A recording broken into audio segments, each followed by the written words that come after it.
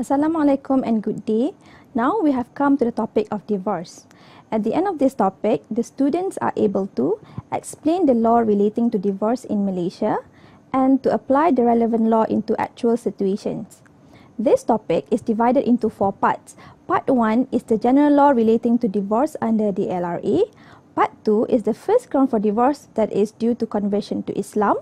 Part 3 is the second ground for divorce, which is mutual consent. And Part 4 is the third ground for divorce, that is breakdown of marriage. Part 1, general law relating to divorce. Divorce means legal termination of marriage and the obligation created by the marriage other than decree of nullity and presumption of death. There are 3 grounds provided under the Law Reform Marriage and Divorce Act 1976. The first ground for divorce will be dissolution of marriage due to conversion to Islam. The second ground is dissolution by mutual consent, and the third one is breakdown of marriage. Under Section 4 of the LRA, it provides that any marriage solemnized before or after the LRA is deemed registered under the Act and therefore dissoluble under the Act. Section 48, subsection 1 provides that the High Court has jurisdiction to hear applications or petition for divorce and to grant a decree of divorce. There is, however, an important condition whereby it provides that the parties must be domiciled in Malaysia.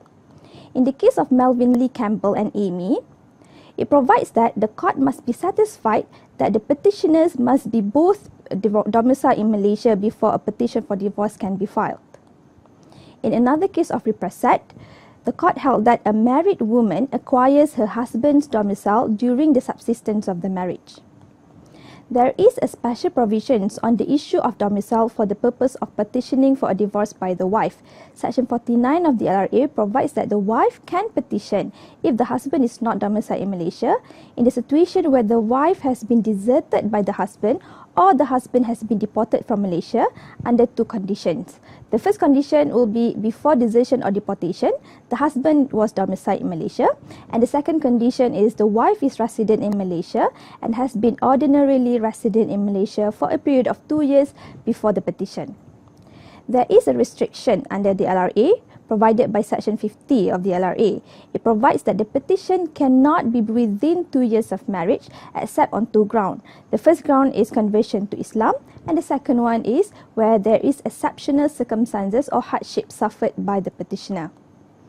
In the case of Bowman and Bowman, the wife alleged that the husband has committed adultery and the petition was within 3 years of marriage. It is to be noted that under English law, a petition for divorce must not be within 3 years of marriage. In this case, the court granted the divorce on the ground that the alleged adultery was coupled with other matrimonial offences or other aggravating circumstances. The court held that the wife had not only alleged adultery on her husband's part, but also his cruelty and perverted lust. She had consulted a psychiatrist about her husband and there was no chance of reconciliation. Therefore, divorce was granted to the wife. In another case of Helia and Helia, the wife had cheated, committed adultery and became pregnant with another man. She wanted to marry another man and this caused the husband distress and breakdown in health, and therefore there was no opportunity of reconciliation. The court granted the divorce on the ground that there was exceptional hardship. The Court of Appeal, allowing the appeal, stated that exceptional hardship includes hardship suffered in the past if there is possibility of it occurring in the future if he has to wait the full period of 3 years before he can present his petition. In the case of Brewer and Brewer, the wife petitioned for divorce, alleging cruelty and drunken violence on the part of the husband, occasioning injury to her health. The parties had separated, but exceptional hardship was not alleged. The trial court granted the leave. On appeal, the court reversed the decision of the trial court on the ground that hardship was not exceptional. There was no allegation of continuing or present exceptional hardship. In another case of Kiranjit Kaur, the husband wrote in blogs about the wife, alleging that the wife was a prostitute and a swindler. It caused great humiliation and embarrassment to the wife. The wife claimed that the blogs will cause her prolonged damage as it stayed online and circulated among her friends and families.